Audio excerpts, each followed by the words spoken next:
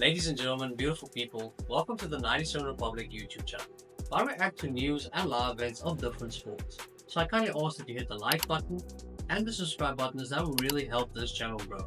And to ensure you don't skip a beat, click the notification bell as well. That way you can guarantee that you don't miss any of the action. Alright, so let's go.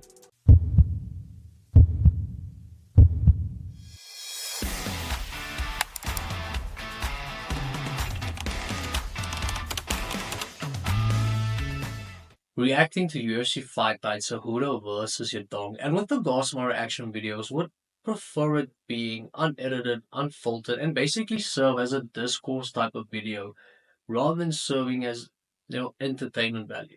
But let me know in the comment section, do you prefer the video to be more conversational style of video, or do you prefer with some highlights pertaining to fights that actually happen? See less of this argument, or do you prefer being this conversational style where I basically just go on about what I saw and basically adding zero value to the video whatsoever? Right, let me know in the comments. Really appreciate it. Seeing that I cater obviously for you guys and for the viewer. Now with regards to UFC Fight Night, Cejudo versus Yadong, one word I'd probably use to summarize, especially what happened in the prelims, would be captivating. If anyone had to visit you prior to the event and told you that all of the 7 fights in the prelims will end via stoppage, and the very first fight that would actually go to a decision would be the light heavyweight bout between Alonzo Menifield and the debutant Julius Walker, you would probably have them tested or send them to a psychiatrist. But that came to fruition.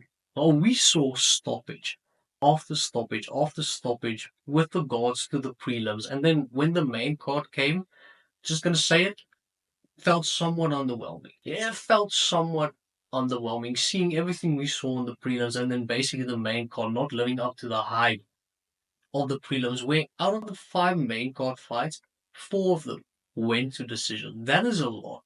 Now, obviously, we can say that the main event, you know, don't know what would have happened, but it's safe to assume that you probably would have seen the judges either way. But with regards to the prelims, we saw Modestas Bakauskas get his knockout win. Then we saw Ruzabuyev get his knockout win. We saw Austin Vanderford making his debut, the husband of Paige Van Zandt, get his knockout. And then we saw Ricky Simone, the wrestler, basically throwing a 1-2 straight down Broadway and cracking Buzz Howard's skull and blasting his doors wide open. We saw Buzz Howard lie there and look like a soulless body. And could not even contemplate how he ended up there. It was incredible. Then we saw Abdul Malik versus Nick Klein had to weather the storm. And the first round almost got finished, but then played the Uno reverse card and ended up finishing Nick Klein. And then we saw Andre Fili against Costa, and we saw Costa winning by a guillotine. And then the prelim main event, Ian Kutalaba taking on the Turk and basically winning his very first fight by a submission. We saw everything. We saw knockouts, we saw submissions, we saw guys getting blasted just to basically turn the tables and beat the insane. And then we moved on to the main card, and basically my prediction videos only cover the main card due to the fact it takes a lot of time to actually watch every single fighter on the whole card, whether it be prelims and main card, and actually break it down in that way. But with regards to the main card, now don't want to blow my own horn here. They're a massive proponent of being humble. But let's just say I know ball. Hey, let's just say I know ball, if you know what I mean. 5 out of 5 with regards to main card predictions. Now, if I'm gonna be honest, not the most difficult fights to have predicted. Seeing that we had massive favorites with regards to the main card. But it's UFC, anything can happen. Now, might be clairvoyant. Yeah, I don't think I predict it. I see the future, especially with regards to the main card. Now rightfully predicted every winner. Not every method though, but every winner. Start off with Alonzo Menafield. Julius Walker felt like Menafield having the experience, being the stronger fighter, being the harder puncher, thought that he'd be able to knock Julius out. However, everything Julius did, I felt like that had to be his game plan going in, is tire Alonso out and basically win by points. And he really genuinely tried to do so. However, ended up working on himself as well. Where the first round finished and I felt tired. Yeah, I felt out of breath. And basically Alonso throwing the harder punches, looking to end the fight. I think that predominantly ended up winning him the fight, seeing that threw some hard punches. He threw massive shots. And at sometimes both men being out on their feet, but Alonso pressing for that finish, I think that basically got him the victory. Felt like it was well deserved. But with regards to Juice Box, Walker, I thought he looked really good.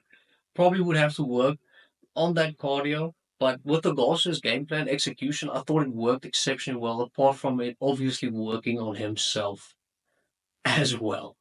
And then going on to the next fight, probably one of the easiest ones to predict. We had Gene Silva versus Melsik Bagdasaryan.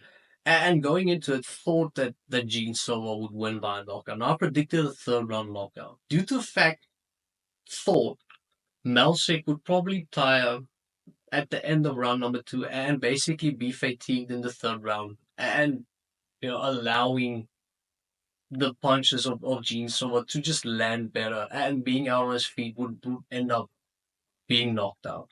And Gene Silva predicted second round. We got a first round knockout in extremely incredible fashion. We basically knocked down Melsek Bagdasaryan, ended up looking at the referee. Referee obviously not waving the fight off, and then just rained hammer down on Melsek's face, and then obviously stepped in, stopped the fight. It was done. Easiest one to predict. With all due respect to Melson Balgasar, Gene Silva might be the hardest hitter in featherweight right now, especially with Ilya going up to lightweight. I saw a meme where people said we thought Ilya was scared of Diego, might be scared of Gene Silva. Yeah, obviously satire, but Gene Silva was basically taking on the new role of Josh Emmett with exceptional power in those mids for the weight class. Incredible. It would not miss a Gene Silva fight for the rest of my life. I made that abundantly clear as I watched it, and I said to myself, has to be, has to be locked in whenever Gene Silva's fighting. Then moving on to the third fight on the main card, probably the most difficult one to predict was Rob Font versus Gene Matsumoto. And going into it, felt like, and probably will still feel like this. Apart from Pyotr and probably Song Yadong, no man in the bantamweight division would be able to stand and beat Rob Font on the feet striking. No man. Apart from Pyotr and probably Song Yadong. Because he is clean. Probably one of the best jabs in the business. And I thought if Gene wanted to win, he would have to take Rob Font down, seeing that that's a glaring weakness for Rob Font. Isn't the best wrestler, doesn't have the best wrestling defense, but we actually saw in this fight that Rob Font showed and portrayed good wrestling defense, managed to get up a lot of the times. Now, was weird because I thought Rob Font lost the first one, and I gave him 2 and 3. But I'm seeing the judges unanimously give him 1 and 3. But I thought it was odd seeing that in the second round, obviously dominated on the feet. Whenever he got taken down, basically just stood up. So probably would have had the second round to Rob Font. But predicted it. Said that Rob Font would probably win by unanimous decision. Did not think he would be able to get Gene out of there due to the fact that Gene is, and we've seen it, a stud. You know, an incredible warrior, especially with his head built out of cement. The guy ate shots with Rob Font summoning the Red King. We saw Gene with the blood on the face, uncivilized. It was beautiful. Rob Font went on to win by unanimous decision. Yeah, and then I was 3 for 3. I was feeling good. Now whatever happened in the co-main didn't matter. I had my 60% wrapped up, put it in the bag. I was gonna pass. I was gonna walk up to my lecturer, slap just slapped my paper on the desk and walked out like a stud. Co-main event: Brendan Allen, Anthony Hernandez. Now they fought once before in LFA, where Anthony Hernandez went on to beat Brendan Allen. Rematch within the UFC. Brendan Allen said he doesn't consider being a rematch, seeing that he's not the same guy he was back then. Unfortunately for Brendan Allen, saw the same result. With Anthony Hernandez just being such a good wrestler, being able to dictate the fight. Got blasted on the feet at the start of the fight, made his adjustments, took Brendan Allen down, basically dominated the first round. Brendan Allen did the old switcheroo, ended up on top, probably won the first round due to damage alone, and then the second round felt like Anthony Hernandez, felt like Fluffy would probably have to do the exact same thing, but just finish and basically play for position. Don't fight for rather a stoppage. Just win the fight. And it felt like that was what Fluffy ended up doing. And one insane stat saw it when I watched the fight is Anthony Hernandez surpassed Chris Weidman as the middleweight with the most takedowns in UFC history, which is absurd. Seeing that whenever you think of Anthony Hernandez, you don't really think of that typical wrestler approach. But the guy is incredible. His relentlessness and just the technique, his sweeps, he is so good at getting his opponent down. Genuinely feel like that Fluffy is a really good fighter and might be a serious threat pertaining to the middleweight division. If he gets his way, don't think a lot of people would be able to beat him. If he had to fight Kyle Barali right now, we have the striker versus grappler, would probably bet on Anthony Hernandez to win that fight. Just showcasing his dominance with regards to wrestling, out grappling a guy like Brendan Allen, who is also an exceptional grappler, really good wrestler. I think it spoke a lot and said a lot about Anthony Hernandez.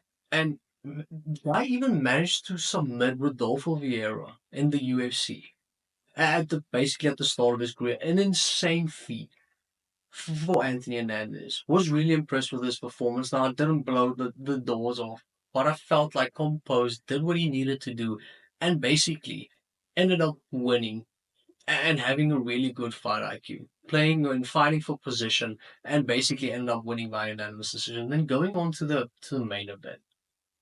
I thought Song Yadong would win, but I actually thought Song would be able to knock Henry out. Now I said knockout fourth or fifth round. Now obviously we didn't see that. But what was odd was when Henry got the eye poke, he should have just said that he was unable to continue. And then basically would stop the fight, would be a no contest. But due to the fact that he actually continued, actually showed the incredible resilience, incredible durability, managed to cost them the fight, managed to cost them the result because if they fought 3 rounds and something that happened, they could actually go to the judges' scorecard and have a winner due to the fact that 3 rounds is the minimum for a fight to be considered as a full fight. So was exceptionally odd seeing it, and I think if Henry knew what was in store, because it felt all a little bit confusing. If Henry knew that he would probably go to the judges if he finished this round. I don't think he would have continued. And I don't like the hate on Henry Cejudo. If the man couldn't see, you expect him to stand in front of Song Yadong to get absolutely blown apart. Wouldn't no one would do it. No one would do it. No one in his right mind would actually do that. And seeing Henry actually go on to complete the third round, I thought it was a good showing from Henry, especially with regards to his durability, resilience. But Song Yadong basically ended up winning the fight, and I felt it was fair. I genuinely thought that Song Yadong had the better of the exchanges. The difference is with Song, he doesn't really have great scar tissue. He like the Diaz brothers. He scars quickly, and then it shows on his face. Where he would probably hit his opponent with way harder punches, but due to the fact that he bruises easily and gets cut open quite easily, it looks like the man is eating damage for breakfast. But doesn't really tend to resonate with regards to watching the fight, watching it play out. Where a guy like Henry, it doesn't hasn't been bleeding a lot inside of the UFC. We haven't seen Henry get cut a lot inside of the UFC. So it just felt like Song Yadong had the better of the exchanges on the feet, had the better timing, had the cleaner shots, and was warranted to win that fight. Basically, ended up 5-5. I thought it was a really good card. I felt like the main card was a bit underwhelming, but seeing that it's guys that are so it's a different class, it's a different level. We're not going to see spectacular knockouts every single time on every fight in the main card. So genuinely, I felt like it was good enough. I felt like it was good enough.